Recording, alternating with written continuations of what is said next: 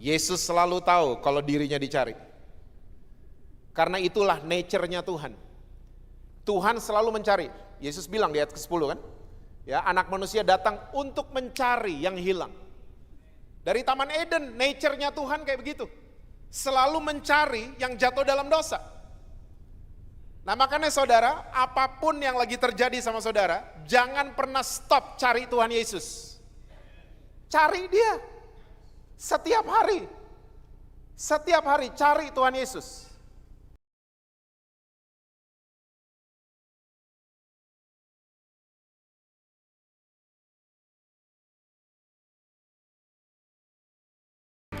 Silahkan duduk. Saudara mau berdiri juga boleh. Boleh tepuk tangannya di extend buat worship leader, singers, dan para musicians.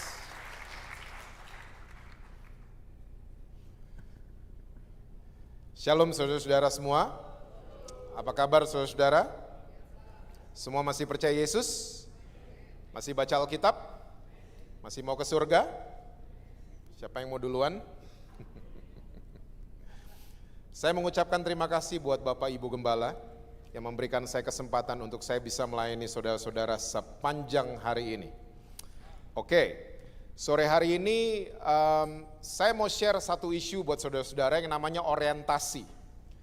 Karena seringkali orientasi ini membuat kita salah tiba di tempat tujuan. Ya, langkah kita salah, keputusan yang kita ambil salah. Itu semua akibat orientasi. Dan sore hari ini sebenarnya karena ini kebaktian terakhir, saya janji jam 8 malam saya udah selesai. Yang amin cuma di sini jadi nggak jadi, ya. 40 menit selesai. Saya mau saudara-saudara di Betani Solo, kita semua belajar dari supir Grab driver. Supir Grab driver, supirnya 2 kali. Kita belajar dari Grab driver yang kalau dia sampai di rumah kita dan dia telepon selalu ada 2 alasan. Alasan pertama dia udah sampai, alasan kedua dia nyasar. Betul apa betul? Dan dia kalau nyasar dia ngomongnya gini, Pak, saya udah sesuai titik, tapi saya di depan pagar merah, sementara notes yang saya terima dari Bapak, pagar rumah Bapak warna putih. Nah, Grab driver selalu mau sesuai titik. Dia nggak pernah mau nyasar, dia mau sesuai titik. Nah, seringkali kita orang Kristen, nyasar itu masuk akal, nyasar itu normal. Tapi seringkali waktu kita nyasar, kita nggak mau kembali ke sesuai titik. Kita malah main sandiwara, ya. Kita malah main sinetron. Kita mulai pura-pura hidup kita oke-oke aja, padahal kita lagi nyasar. Dan saya mau beritahu saudara, ya, walaupun kita nyasarnya udah kejauhan, kita nggak tahu caranya balik ke Tuhan. Saya cuma mau katakan buat saudara sore hari ini, yuk kita perbaiki orientasi kita. Ya, bahwa Tuhan Yesus itu baik buat saudara dan saya. Tinggal telepon dia dan bilang, Tuhan, Sherlock, saya udah kejauhan nyasarnya. Dan saya percaya tangan Tuhan yang penuh kuasa itu akan menyambut saudara dan saya selalu. Ya, ingat, nama Tuhan seperti menara yang kuat, orang selamat kalau lari ke sana. Oleh sebab itu sore hari ini kita akan bersama-sama memperbaiki orientasi kita. Oke, kita akan lihat sama-sama kitab Yohanes pasalnya yang kedua, ayatnya yang ke-13 sampai dengan ayat yang ke-17. Yohanes pasalnya yang kedua, itu judul perikop di atasnya Yesus menyucikan bait Allah. Ketika hari raya Paskah orang Yahudi sudah dekat, Yesus berangkat ke Yerusalem. Dalam bait suci didapatinya pedagang-pedagang lembu, kambing domba dan merpati dan penukar-penukar uang duduk di situ. Ia membuat cambuk dari tali lalu mengusir mereka semua dari bait suci dengan semua kambing domba dan lembu mereka. Uang penukar-penukar dihamburkannya ke tanah dan meja-meja mereka dibalikannya. Kepada pedagang-pedagang merpati ia berkata, ambil semuanya ini dari sini, jangan kamu membuat rumah Bapakku menjadi tempat berjualan. Maka teringatlah murid-muridnya bahwa ada tertulis, cinta untuk rumahmu menghanguskan aku. Saya percaya semua saudara yang hadir pada sore hari ini sudah pada tahu cerita ini. Karena ini adalah sekali-kalinya Yesus marah, dan dia marahnya pakai fisik. Bisa dibuktikan di ayat ke-15, yang bikin cambuknya itu Yesus sendiri, yang jungkir balikin meja Yesus sendiri. Yesus gak suruh, Pet, tolong dong bikinin cambuk, enggak sama sekali. Yesus gak suruh, Nes, tolong jungkir balikin meja, enggak sama sekali. Tapi dia buat semuanya sendiri. Dan ini membuktikan bahwa hari itu dia marahnya luar biasa. Nah pertanyaannya, kenapa Yesus bisa segini marah? Petrus, muridnya Yesus, pernah menyangkal. Dosa nyangkal itu mengerikan, saudara. Saudara tahu nyangkal kan? Kita datang ke reuni SMA sama istri, ditanya sama teman-teman, siapa tuh? Kita bilang, kenalin nih adik gue. Itu nyangkal. Nyangkal itu mengerikan. Petrus menyangkal Yesus, tapi Yesus gak pernah cambuk Petrus. Yudas berkhianat sama Yesus, tapi Yudas gak dibanting sama Yesus. Siapa yang paling nyebelin? Orang Farisi dan ahli Taurat. Dalam mereka mengajukan pertanyaan buat Yesus, sifatnya selalu pengen menjatuhkan Yesus. Nyebelin nih kelompok ini. Yesus sebel sama mereka, pernah dikecam sama Yesus, tapi Yesus gak main fisik sama ahli Taurat, sama orang-orang Farisi. Nah pertanyaannya sekali lagi, kenapa Yesus bisa segini marah sama pedagang-pedagang? Nah yang pertama kita mesti tahu adalah begini, peristiwa ini terjadi di halaman bait Allah. Karena zaman dulu gak ada yang boleh masuk ke bait Allah, cuman imam besar sama imam-imam. Jadi ini terjadi di halaman bait Allah. Dan saudara, tolong ingat baik-baik, halaman bait Allah zaman itu punya fungsi untuk memperkenalkan Allah Yahweh ke bangsa-bangsa lain. Tiba-tiba hari itu situasinya jadi kayak pasar. Dan ternyata kemarahan Yesus mengandung arti yang dalam. Yesus kayak mau kirim pesan untuk generasi hari ini dan untuk generasi mendatang. Bahwa pedagang di mana-mana punya dua mentalitas. Mentalitas pedagang yang pertama adalah untung buat saya mana. Betul apa betul? Pedagang gak pernah cari rugi. Pedagang selalu cari untung. Ada proyek rugi gitu terus ada pedagang, saya ikutan dong proyek itu. Gak ada. Semua pedagang selalu pengen mengeruk keuntungan. Nah di sistem perdagangan gak apa-apa bikin gitu. Gak apa-apa. Tapi kalau gituan dibawa masuk ke rumah Tuhan, nah ini yang bahaya. Tanpa kita sadari, pendekatan kita sama Tuhan adalah pendekatan yang namanya untung dan rugi. Kalau menguntungkan, saya akan rajin datang, Pak. Ya, kalau menguntungkan, saya akan memberi lebih banyak. Kalau menguntungkan, saya akan komitmen, Pak. Tapi kalau rugi, kita bisa jawab masing-masing. Sore hari ini, yuk kita belajar dari teman-temannya Daniel, Sadrak, Mesak, dan Abednego. Waktu mereka diperhadapkan dengan perapian yang menyala-nyala, sampai dipanasin 7 kali lipat. Sampai orang-orang yang baru dekat aja belum masuk, udah mati kebakar. Mereka komennya gini, kami percaya Allah yang kami sembah, sanggup melepaskan kami dari perapian yang menyala-nyala itu. Kalimat berikutnya keren banget, tapi jika tidak, wih, kami gak akan sujud sama patungnya Nebukadnezar. Ini 3 anak muda gak memberikan kondisi apapun sama Tuhan. Apapun yang terjadi, apapun keputusannya Tuhan, kami tetap mencintai Tuhan. Kita juga bisa belajar dari Nabi Habakuk.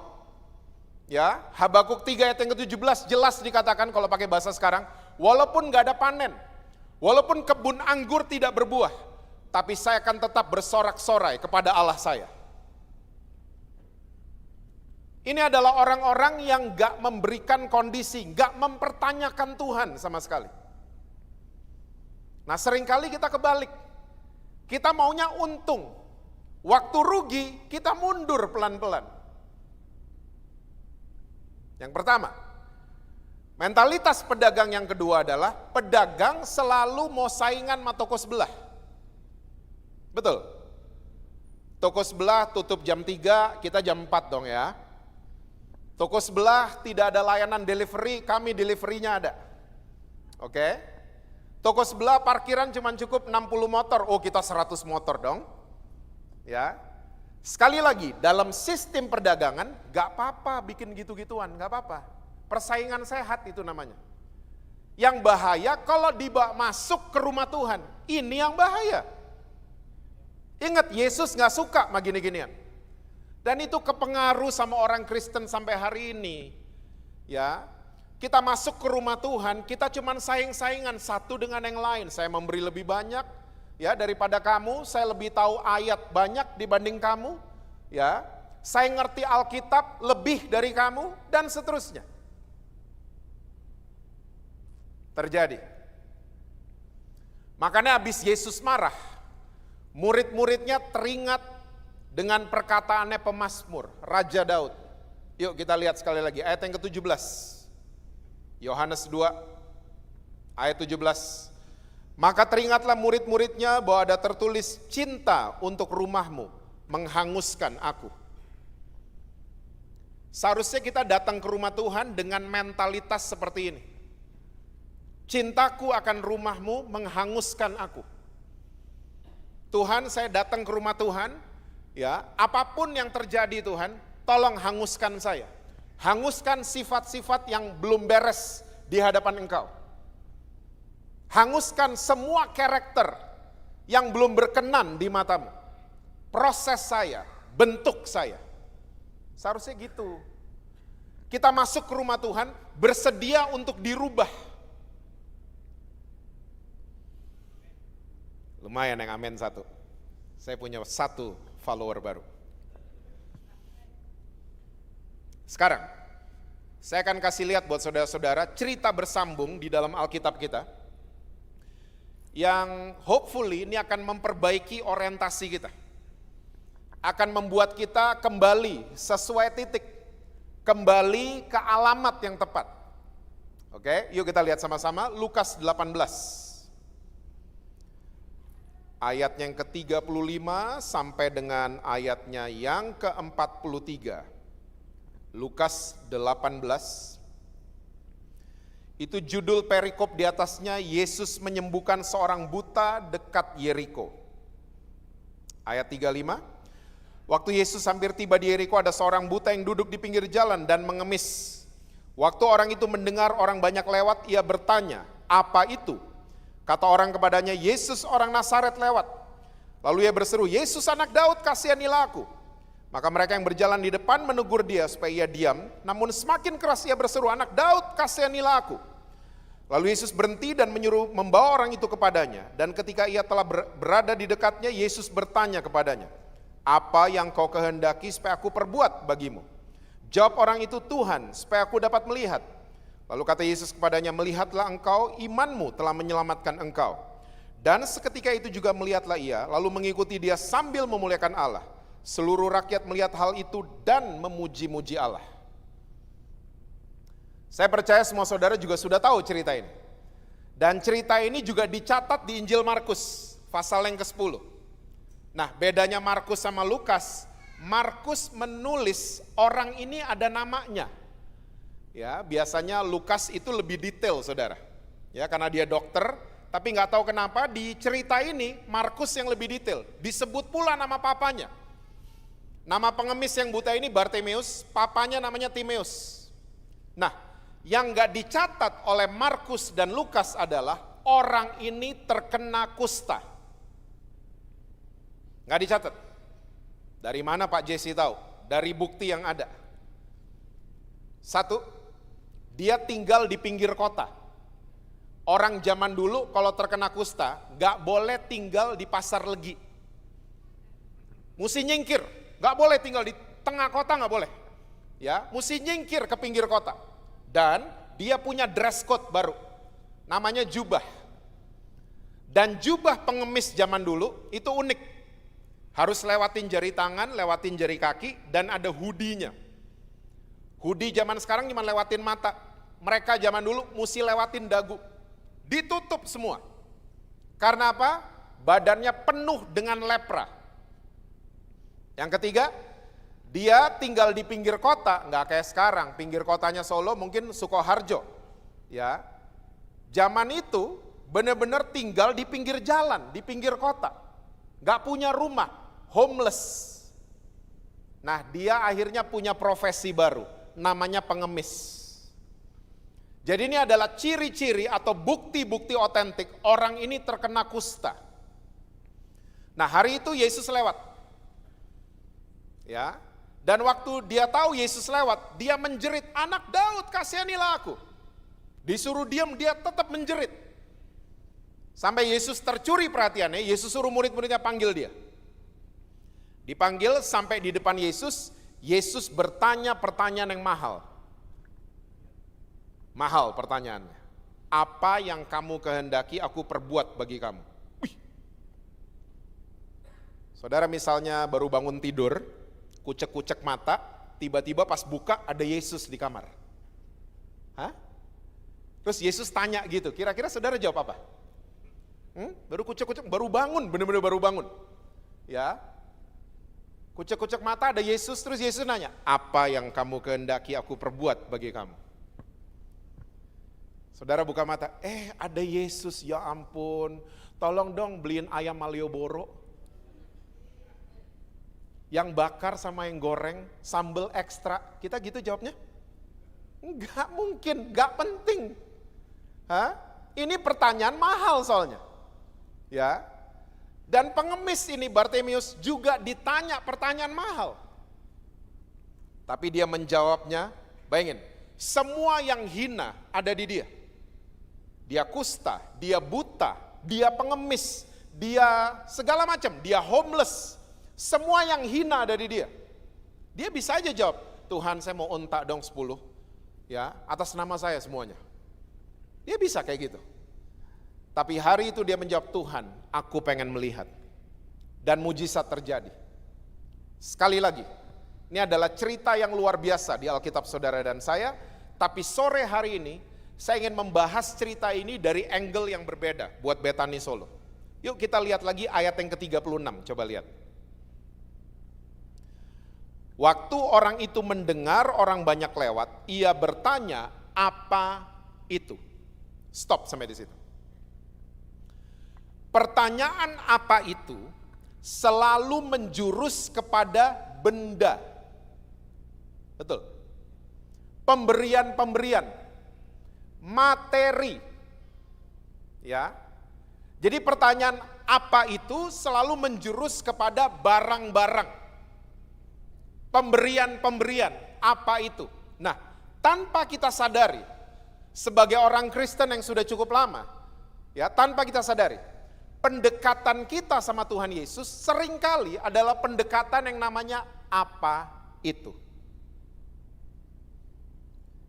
Kita mau dekat Tuhan Yesus karena ada apanya.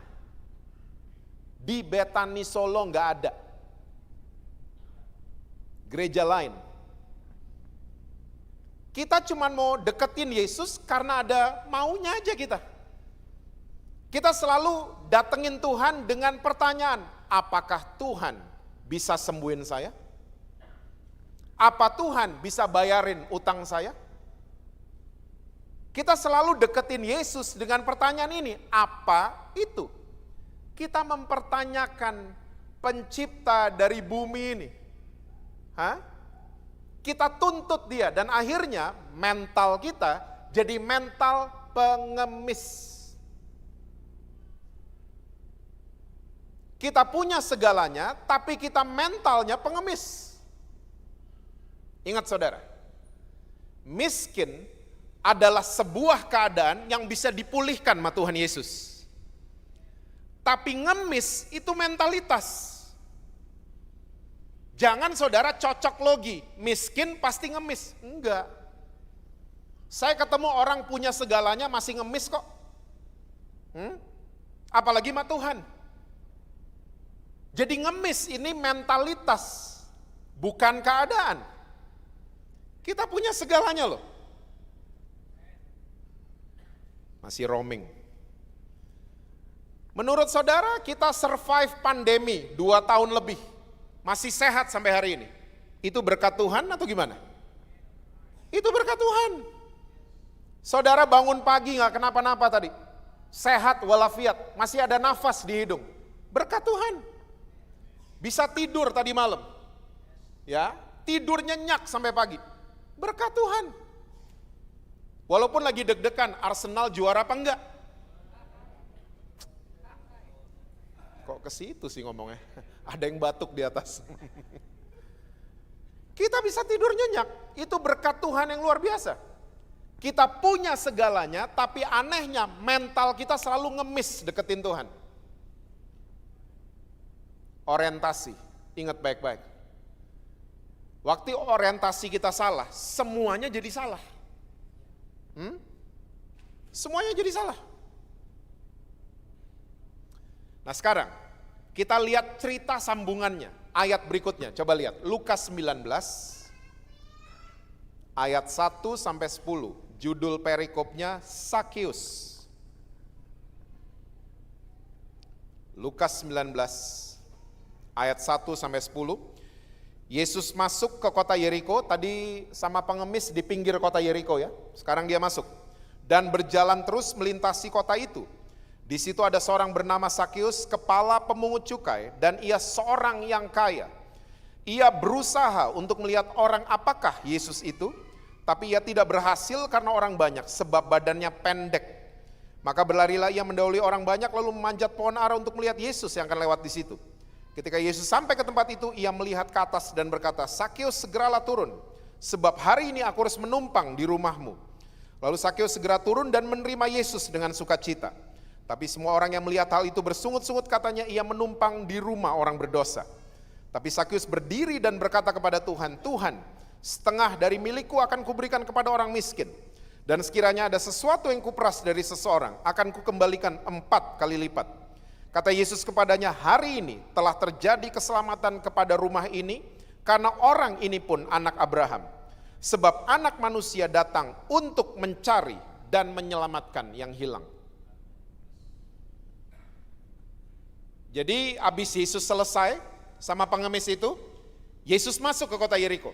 Nah, yang saudara mesti tahu, penduduk kota Yeriko punya kebiasaan. Kalau ada orang terkenal mau lewat, mereka keluar rumah semua. Keluar rumah semua. Saya bingung zaman dulu itu taunya gimana ya. Karena zaman dulu nggak ada WhatsApp group kan ya. Saya bingung taunya. Anyway, mereka tahu dan mereka punya kebiasaan keluar rumah. Dan kalau mereka punya anak-anak kecil, mereka kan bawa anak-anak mereka keluar, ditaruh di atas pohon. Itu spotnya anak-anak di atas pohon. Oke? Dan tiba-tiba, waktu lagi rame kayak gitu ya, Yesus lewat. Ada kepala pemungut cukai. The chief. Jadi dia kepalanya pemungut cukai. Wih, eselon 2 aja 500 M. Ada berita itu kan ya. Dia kepalanya. Dan Alkitab juga mencatat, ia seorang yang kaya. Oke? Tapi waktu dia mau melihat Yesus, dia kehalang karena ukuran badan. Dia badannya pendek, kehalang mungkin sama pemain-pemain NBA. Dia nggak bisa lewat. Dan waktu dia nggak bisa lewat, saudara mesti tahu, saya suka lihat pemandangan ini di Jakarta. Orang-orang Jakarta yang punya posisi dan kedudukan biasanya nggak pernah mau antri di Jakarta. Ya, Blackpink ngantri, dia suruh orang yang ngantri, dia nggak mau ikutan ngantri. Dream Theater kemarin ngantri, dia suruh orang. Saudara nggak tahu ya gini-ginian ya? Blackpink, Dream Theater, ya rohani saudara mukanya. Anyway, orang-orang yang punya posisi itu males ngantri. Karena mereka punya asisten, disuruh asistennya biasanya. Nah ini the chief loh, dia kepala pemungut cukai. Dan saudara mesti tahu, pemungut cukai itu dibenci sama orang Yahudi. Kenapa? Karena pemungut cukai itu bekerja untuk penjajah. Dia orang Yahudi, dibilang kan, dia keturunan Abraham. Oke? Tapi dia orang Yahudi, dia meras cukai dari orang Yahudi, disetor ke penjajah. Hari itu Yahudi lagi dijajah sama Romawi. Belanda pernah bikin gitu sama Indonesia. Belanda pernah bikin tentara Kenil, tentara Hindia Belanda, pusatnya di Bandung. Direkrut orang-orang Indonesia, berhasil tuh waktu itu. Ya, pernah dengar? Saudara kayaknya nggak tahu apa-apa dari tadi ya? Hah? I'm kidding. Tentara Hindia Belanda berhasil, Pulau Jawa 13.000 orang Indonesia join Kenil. Maluku ada 5.000, Manado ada 4.000. Salah satunya opa saya. Opa saya itu tentara Kenil. Papa saya suka cerita, dia dibenci sama tetangga-tetangganya. Karena apa? Collab dengan penjajah. Nah sama, Sakyus. Dia pemungut cukai, dia chiefnya, ya, dia dibenci sama orang-orang di zaman itu. Orang-orang sebangsanya. Nah, waktu dia nggak bisa lihat Yesus, dia ambil ya posisinya anak-anak. Dia sejajarkan dirinya sama anak-anak Yeriko, dia naik ke atas pohon. Kalau dilihat sekelebat, zut gitu. Sakyus pasti sama anak-anak, karena badannya pendek kan. Sama anak-anak, gak kelihatan. Tapi yang saya mau sharing buat saudara, coba lihat sekali lagi ayat yang ketiga. Ayat yang ketiga, ia berusaha, keren banget, untuk melihat orang apakah Yesus itu. Bahasa Inggrisnya who he was. Present tense-nya who he is. Bahasa Indonesia seharusnya adalah siapa dia. Pengemis tadi pertanyaannya apa? Apa itu? Sakyus pertanyaannya siapa itu? Apa itu? Pertanyaan menjurus kepada barang-barang, materi dan pemberian-pemberian. Tapi siapa itu adalah pertanyaan yang menjurus kepada pribadi. Dia berusaha cari tahu siapa Yesus itu. Dan saudara mesti tahu, Yesus selalu tahu kalau dirinya dicari. Karena itulah nature-nya Tuhan. Tuhan selalu mencari. Yesus bilang di ayat ke-10 kan? Ya, anak manusia datang untuk mencari yang hilang. Dari Taman Eden, nature-nya Tuhan kayak begitu. Selalu mencari yang jatuh dalam dosa. Nah makanya saudara, apapun yang lagi terjadi sama saudara, jangan pernah stop cari Tuhan Yesus. Cari dia. Setiap hari. Setiap hari cari Tuhan Yesus. Saudara pernah melakukan aktivitas pencarian? Pernah, di 2 tempat biasanya, supermarket sama restoran. Kita masuk ke supermarket, banyak tuh merek shampoo. Kita akan cari shampoo yang cocok buat kita. Menjawab kebutuhan kita. Satu frekuensi sama kita. Kita akan pilih shampoo itu. Di restoran juga sama. Kita masuk restoran, wah menu bertebaran. Kita akan pilih makanan yang menjawab kebutuhan kita. Yang cocok, yang satu frekuensi dengan kita.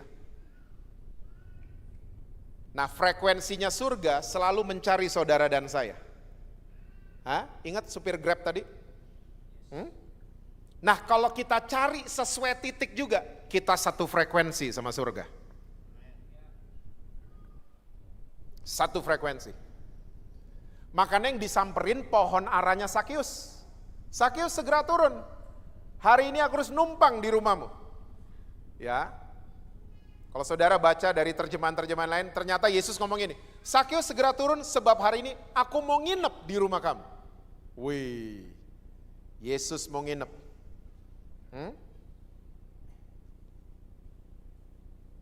Sakyus menerima Yesus dengan sukacita. Orang-orang mencibir langsung. Dan anyway, waktu lagi di rumah Sakyus, ya mereka mungkin lagi duduk, makan, ketawa-ketawa dan lain sebagainya. Sakyus berdiri. Sakyus mesti sering berdiri saudara. Kalau enggak kelihatan. Dia berdiri dan dia kasih pengumuman. Ya, pengumumannya wow, out of the box. Tiba-tiba dia ngomong ini, Tuhan, setengah dari asetku saya akan kasih ke orang miskin, bukan ke pengemis ya. kasih ke orang miskin. Kalau Sakyus punya istri, istrinya mungkin ngomong gini, udah dong honey, stop. Ternyata masih koma. Dan kalau aku pernah peras orang lain, aku akan kembalikan 4 kali lipat. Sampai Yesus komentar, keselamatan telah datang di rumah ini. Orang yang mentalnya pengemis, selalu mau ada dulu, baru kasih buat Tuhan. Tapi orang yang mengalami perjumpaan pribadi dengan Tuhan Yesus, tanpa disuruh, dia memberi sendiri. Tanpa ditodong, dia beri sendiri. Beri bukan uang aja ya saudara. Pemikiran, energi, ya tenaga kita, beri. Gak perlu ditodong-todong, gak perlu disuruh-suruh. Karena Sakyus percaya hari itu, when I have Jesus, I have everything. Waktu saya punya dia, saya berjumpa dengan dia, saya punya segalanya. Pengemis kebalik kan? Pengemis pengen punya dulu. Baru nanti ini, itu, dan lain sebagainya. Pengen untung dulu. Baru nanti akan rajin, komit, dan lain sebagainya. Orientasi. Sakyus orientasinya berubah hari itu. Ada 3 hal saya mau sharing buat saudara. Yang pertama, hari itu Sakyus orientasinya berubah dari mengejar keuntungan jasmani, berubah jadi kejar keuntungan rohani. Kejar keuntungan rohani mulai hari ini saudara. Masih roaming. Rohani kita untung, jasmani akan mengikuti. Yesus itu resep kehidupan dari Yesus kan? Kita sering kita udah hafal ayatnya kok. Matius 6 ayat 33, carilah dahulu kerajaan Allah dan kebenarannya, maka semua akan tambahan tuh bahasa lainnya bonus. Beli bakmi, bonusnya acar. Ya, acar tuh bonus. Kita nggak bisa besoknya ke toko bakmi, saya mau acarnya doang dong, nggak bisa. Beli bakminya dulu. Itu yang terutama. Makanya saudara, apapun tambahan dari surga, tetap fokus mencari kerajaan surga dan kebenarannya. Kejar keuntungan rohani dong. Kalau kita terus kepahitan disimpan, dendam disimpan, marah disimpan, kecewa disimpan, rugi di kita, rohani kita rugi. Rugi. Makanya kejar keuntungan rohani. Saya mau diproses sama Tuhan. Gitu dong. Saya mau dirubah sama Tuhan. Kejar keuntungan rohani. Ini Sakyus berubah di sini. Yang kedua, matematikanya Sakyus berubah total. Berubah. Saudara mesti tahu, semenjak hukum Taurat disahkan, Keluaran 20, ya, itu matematikanya jadi linear. Matematikanya linear. Karena sebelum hukum Taurat disahkan, ya Tuhan itu terkenal Tuhan yang baik banget. Orang berdosa dibelain, itu Tuhan. Abraham bohong kan? Malah rajanya dibilang sama Tuhan, you are a dead man. Padahal Abraham yang bohong. Gak pernah baca kayaknya gitu-gituan ya saudara. Tiba-tiba waktu hukum Taurat disahkan, matematikanya jadi berubah. Ilmu pasti, linear. Gramedia mengatakan 2 tambah 2, 4. Yang jawab 3,9 tidak lulus. Pasti. Dan itu kepengaruh sampai orang Kristen hari ini. Matematika kita dalam ikut Tuhan 2 tambah 2, 4. Ilmu pasti. Jadi semua dipasti-pastiin sama kita. Baik disayang Tuhan, jahat dihukum sama Tuhan. Itu kepengaruh sama orang Kristen sampai hari ini. Kita kalau ada apa dikit, ini pasti karena gak doa pagi. Ada hal gak enak terjadi, ini pasti karena ini. Ini pasti, ilmu pasti selalu kita.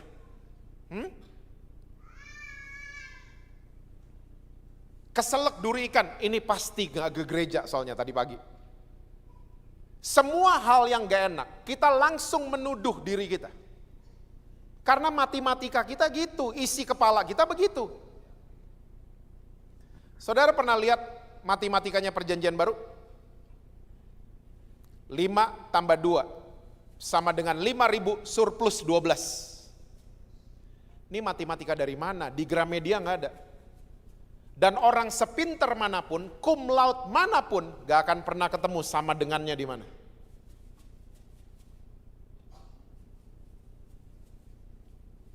Bukti berikut, pernah baca cerita janda yang kasih 2 peser uang? Yesus waktu ngelihat, Yesus cuman komentarnya gini, itu persembahan paling besar. Ngitungnya tuh gimana? Kalau Yesus kepala cabang bank hari ini, dipecat pasti Yesus.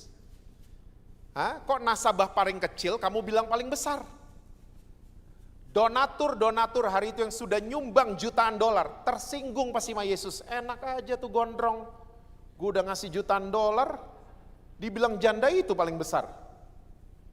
Dari mana ngitungnya? Gimana ngitungnya sih? Bukti berikut, pernah baca perumpamaan tentang pengerja kebun anggur? Ada yang datang pagi, datang siang, datang sore, dibayarnya sama semua, melanggar undang-undang tenaga kerja. Yang paling gak jelas hitungannya adalah sebelahnya Yesus di atas kayu salib. Ini super wow. Orang zaman dulu kalau sampai disalib, dia itu penjahat kelas kakap. Dia bunuh orang, dia perkosa orang, dia bohongin, dia tipu, dan ketangkep pengadilan disalib. Penjahat kelas kakap, dia bukan maling Indomaret, bukan. Disalib, udah mau mati, kehabisan banyak darah, susah ambil napas. Udah mau mati, cuman ngomong 1 kalimat sama sebelahnya. Mending ngomongnya apa? Ngomongnya biasa aja, ingat saya dong, cuman gitu. Tiba-tiba semua yang dia buat gak ada yang dihitung. Gak ada yang dihitung. Dan detik itu juga dia bersama-sama Yesus di Firdaus. Ternyata rumus matematika perjanjian baru, rumusnya berubah, bukan ilmu pasti. Rumusnya begini, apa yang gak pernah didengar, gak pernah timbul dalam hati, itu semua disiapkan Tuhan untuk orang-orang yang mengasihi Dia. Jadi tugas saudara dan saya hari ini adalah sayang sama Tuhan. Sayang sama Tuhan, kembali sesuai titik. Jangan nyasar terus, kembali sesuai titik. Kenali pribadinya Tuhan. Jatuh cinta sama Tuhan, bukan jatuh cinta sama pemberiannya, bukan. Jatuh cinta sama pemberinya. Saudara cuma jatuh cinta sama pemberian, itu enggak include sama pemberi. Tapi kalau kita jatuh cinta sama pemberinya, itu including pemberiannya. Pemberinya dong dicari. Siapa dia? Yang ketiga, Sakeus dengan dia kasih setengah asetnya, dia balikin 4 kali lipat. Dia lagi welcoming process to his life. Dia lagi menyambut proses ke dalam hidupnya. Sakeus. Karena ingat, kalau ada hal yang gak enak terjadi, bukan Tuhan lagi hukum saudara, bukan.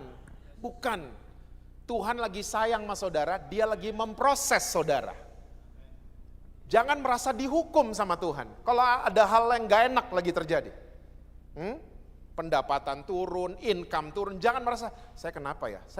Jangan gitu-gitu. Bilang terima kasih sama Tuhan. Masih roaming. Masalah selalu sepaket dengan jalan keluar. 1 Korintus 10 kan? Ini gak ngada-ngada nih. Masalah sepaket dengan jalan keluar. Jadi kalau ada masalah, pasti ada jalan keluarnya. Gelap sepaket dengan terang. Kita mungkin in the dark tunnel, tapi sepaket dengan terang nanti di ujung jalan nanti. Terus ngapain ada masalah? Ternyata agenda masalah adalah surga pengen merubah saudara dan saya. Yang mau dirubah bukan masalahnya, kita mau dirubah. Tuhan ngerubah masalah gampang banget. Debt collector lagi on the way ke rumah saudara, ya ampun, itu olinya dibikin bocor motornya sama Tuhan, gampang. Pakai kelingkingnya doang, tek gitu. Gak jadi dia ke rumah saudara. Tapi Tuhan izinkan ini semua terjadi, kenapa? Kita mau dirubah. Jadi kalau ada masalah, mengucap syukurlah. Masih roaming. Kalau lagi ujian, di mana-mana dosen selalu diem. Jadi jangan lagi berdoa, Tuhan, kenapa Tuhan diemin saya? Jangan gitu-gitu. Karena lagi ujian kok. Ujian dosen diem. Di Alkitab paling ngeri, lagi badai, dosennya bobo. Badai loh. Makanya kalau ada masalah, berdoalah dari posisi ujian, bukan dari posisi cobaan. Karena iblis kasih cobaan, Tuhan kasih ujian. Ujian gunanya supaya kita naik kelas, cobaan untuk kita turun kelas dari iblis. Makanya di Indonesia adanya ujian nasional, bukan cobaan nasional.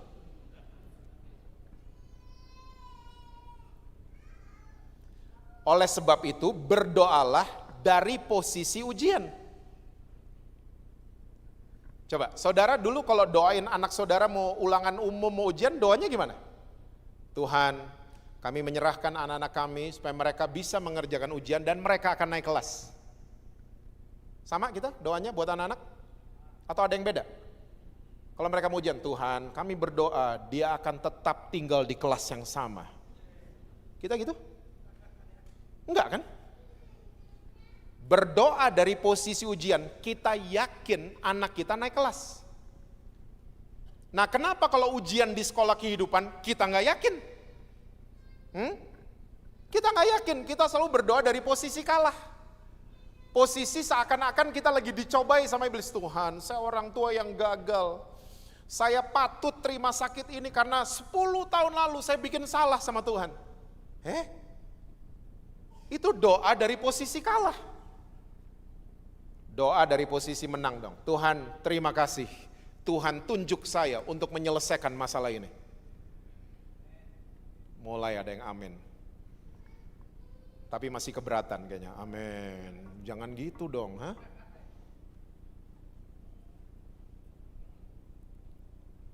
Proses itu mesti disambut. Itu bagian sayangnya Tuhan buat kita. Disambut proses, jangan ditengking-tengking proses. Dan banyak orang suka DM saya, bilang gini, Pak, saya udah masalah ini udah 5 tahun, masalah yang sama.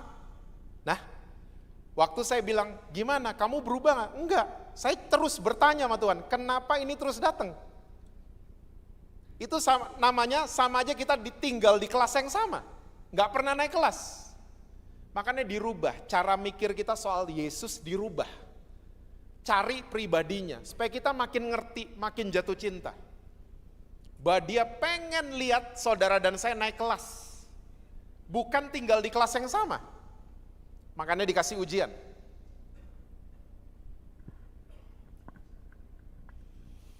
Ingat baik-baik saudara, musuhnya proses itu instan. Kita seringkali pengen cepat sembuh dong, cepat ini dong, kita pengen cepat. Tapi kalau kita belum berubah, ya kita tetap di kelas yang sama. Kita belum berubah soalnya. Makanya sadar, kalau ada masalah, kita yang mau dirubah, bukan masalahnya. Jangan mengharapkan instan. Ini saya ngomong gini karena feedback ya. Feedback orang kecewa menaikkan doa Yabes 2 tahun belakangan. Pak, saya tiap hari klaim doa Yabes, kecewa yang ada. Karena doa Yabes isinya adalah saya nggak sakit, saya dilebarin kemahnya ke kanan ke kiri dan seterusnya doa Yabes. 1 Tawarik 4 kan? Banyak orang kecewa, Pak, saya klaim itu 1,5 tahun. Gak pernah kejadian. Malah yang diperlebar perut saya, Pak. Yang lain enggak. Makanya saya mau ajak Betani Solo. Mendingan kita naikkan doanya Paulus, lebih keren. Efesus 3 ayat 20 dan 21, nanti baca di rumah. Bagi dia yang sanggup melakukan jauh dari yang kami pikirkan dan kami doakan.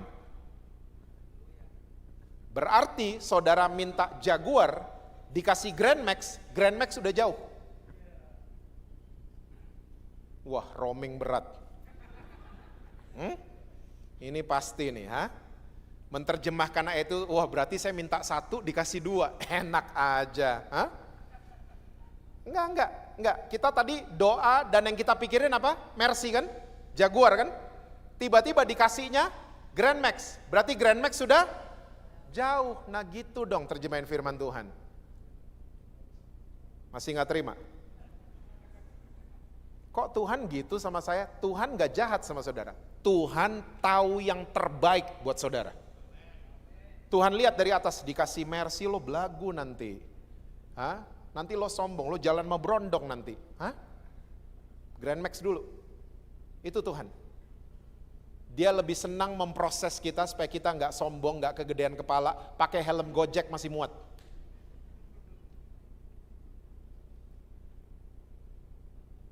Jatuh cinta sama Tuhan Yesus. Baca Alkitab karena jatuh cinta, bukan karena tertuduh, nanti gini, nanti kalau nggak baca nanti gini-gini. Enggak, jatuh cinta. Ini kayak surat cinta. Ke gereja, bukan karena mau ini, enggak, Tuhan proses saya. Ayat terakhir, benar terakhir, tapi pembahasannya masih panjang. Maleakhi 3, ayatnya yang ketiga. Kalimat pertamanya saja, ini pengalaman pribadi saya. Ia akan duduk seperti orang yang apa saudara? Memurnikan dan mentahirkan perak. Stop sampai di situ. Saya satu kali sebelum pandemi, saya lagi di Pulau Bali karena saya cinta banget sama pulau itu. Saya ke daerah namanya Kapal. Daerah ini adalah tempat pengrajin perak, kapal. Nah, waktu saya datang di situ, saya sangat tertarik karena ada asbak keren banget. Saya bukan perokok ya, tapi itu asbak keren banget. Sampai dalam hati gini, saya mau beli, mau pajang di rumah. Keren banget asbaknya, silver, perak. Waktu saya udah pegang-pegang, saya mulai tanya, Pak ini berapa? Lalu pengrajin peraknya ngomong gini, oh Pak, sorry, itu nggak dijual. Loh, kenapa nggak dijual? Kok ditaruh di sini? Ini bagus banget. Saya nggak akan lupa, dia pakai bahasa gini. Oh belum Pak, itu belum dijual karena masih belang blonteng. Pernah dengar kata itu? Nah, kita mesti cari di kamus. Itu nggak ada di kamus kayaknya. Oh ya, belang blonteng? Iya. Maksudnya gimana? Ini bagus banget. Saya nggak ngerti soalnya. Iya Pak, perak itu layak dijual kalau saya bisa ngaca mulus muka saya di asbak itu. Nah kalau saya angkat asbak ini, saya ngaca, muka saya masih geradakan. Wih ini bahasanya aneh-aneh loh, ini pengrajin belang blonteng, yang kedua geradakan. Muka saya bergelombang di asbak itu. Jadi gak dijual? Enggak Pak. Terus mesti diapain? Saya mesti bakar ulang. Dibakar lagi, dimurnikan kembali. Sampai jadi itu asbak bagus, dia bisa ngaca mulus mukanya di asbak itu. Yang terbuat dari perak.